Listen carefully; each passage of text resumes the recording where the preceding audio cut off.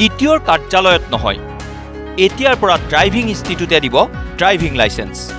ৰাজ্যৰ 126টা সমষ্টিত স্থাপন হ'ব ড্ৰাইভিং ইনষ্টিটিউট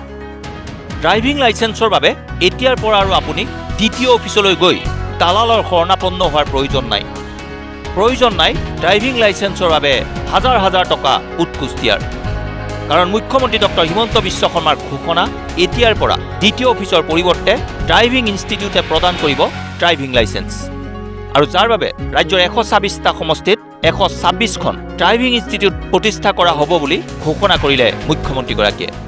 আমি এটা নতুন ব্যৱস্থা কৰিব খুজিছোঁ য'ত নেকি এটা এক্ৰেডিটেড ড্ৰাইভাৰ ট্ৰেইনিং চেণ্টাৰ আৰু অট'মেটেড ড্ৰাইভিং টেষ্টিং ট্ৰেক তাতে মেচিন বা বিভিন্ন ব্যৱস্থা থাকিব লাইচেন্স যাক লাগিব তেওঁলোক তাতে পৰীক্ষা দিব আৰু তেওঁলোকক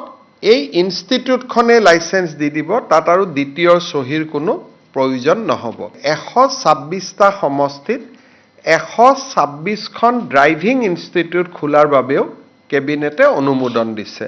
মুখ্যমন্ত্ৰীয়ে ঘোষণাৰ পিছতে ৰাজ্যৰ সাধাৰণ ৰাইজে সন্তুষ্টি প্ৰকাশ কৰিছে কাৰণ এই কাৰ্যৰ জৰিয়তে দ্বিতীয় অফিচৰ দালাল ৰাজ বন্ধ হ'ব বুলি একাংশই আশা কৰিছে এতিয়া আমাৰ কাৰণে সুবিধা হ'ব এতিয়া আমি ধৰক আগত দ্বিতীয় অফিচত গৈ লাইন পাতি থাকিব লাগে কাম একেদিনাখনে নহয় এতিয়া আমাৰ বহুত সুবিধা হ'ব এইটো কাৰণে চৰকাৰে যি পদক্ষেপ লৈছে এইটো এতিয়া ভাল কামেই কৰিছে সকলোখিনি ৰাইজৰ যিখিনি তাত অহা যোৱা কৰা কষ্ট হয় এতিয়া সকাহ পাব মানুহখিনি আগৰ লাইচেন্সৰ কাৰণে আপোনাৰ 2-3 মাহ গৈও লাইচেন্স নোলায় আৰু য'ত 300-400 টকা খৰচ হয় তাত 6,000-7,000 টকা খৰচ হৈছিলে এতিয়া সেই ব্যৱস্থাটো যাতে ড্ৰাইভিং স্কুল যিখিনি খুলিব সেই ব্যৱস্থাটো যাতে তালে নাহে